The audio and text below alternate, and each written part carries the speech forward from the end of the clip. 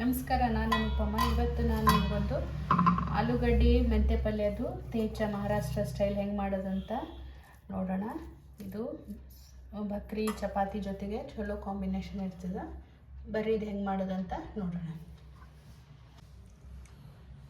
ಇವತ್ತು ಒಂದು ತೇಚ ಹೆಂಗೆ ಮಾಡೋದು ಮಹಾರಾಷ್ಟ್ರನ್ ರೆಸಿಪಿ ಅಂತ ನೋಡೋಣ. ಇದಕ್ಕೆ 2 ಬೇಯಿಸ್ಕೊಂಡಿರೋ ಆಲೂಗಡ್ಡೆ ತೊಗೊಂಡಿನಿ.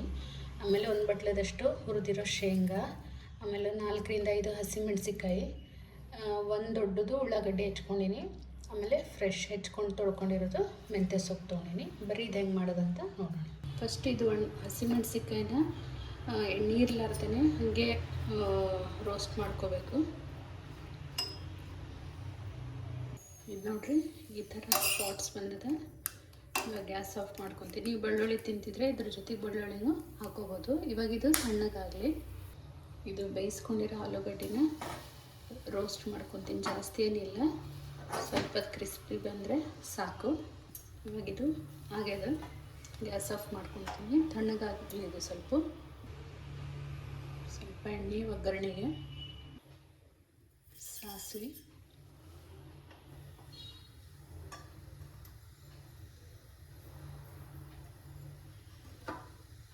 ಸ್ವಲ್ಪ ಜೀರಿಗೆ, ಹೆಚ್ಕೊಂಡಿರೋ ಉಳ್ಳಾಗಡ್ಡೆ,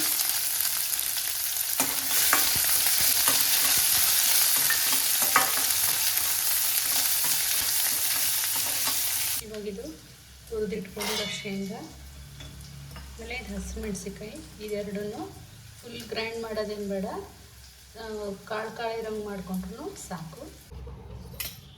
ಇದು ಇಷ್ಟು ಸಣ್ಣ ಮಾಡ್ಕೊಂಡಿನಿ. ಸ್ವಲ್ಪ ಉಪ್ಪು,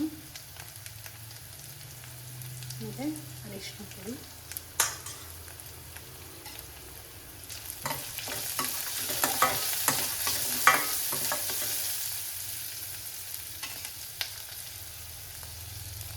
ಆಮೇಲೆ ಇದು ಗ್ರೈಂಡ್ ಮಾಡಿ ಇಟ್ಕೊಂಡಿದ್ನಲ್ಲ ಶೇಂಗಾ, ಹಸಿಮೆಣಸಿಕಾಯ್ದು, ಅದನ್ನು ಹಾಕ್ಕೊತೀನಿ. ಗ್ಯಾಸ್ ಮಾತ್ರ ಲೋ ಫ್ಲೇಮ್ನಾಗೆ ಇರಬೇಕು.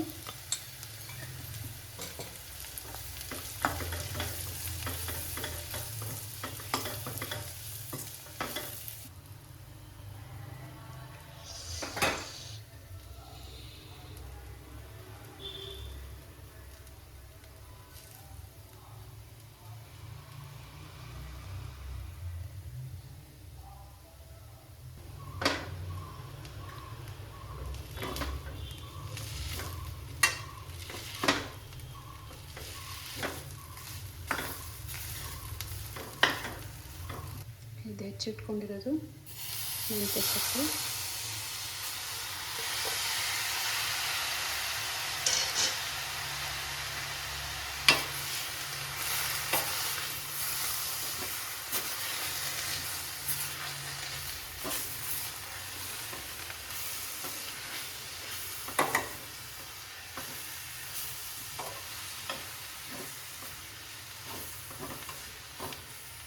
ಇವಾಗ ಕೊತ್ತಂಬರಿ ಹಾಕ್ತೀನಿ.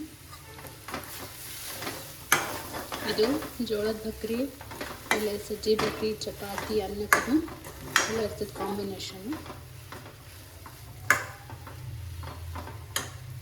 ಗ್ಯಾಸ್ ಆಫ್ ಮಾಡಿ 1-2 ನಿಮಿಷ ಮುಚ್ಚಿಡ್ತೀನಿ.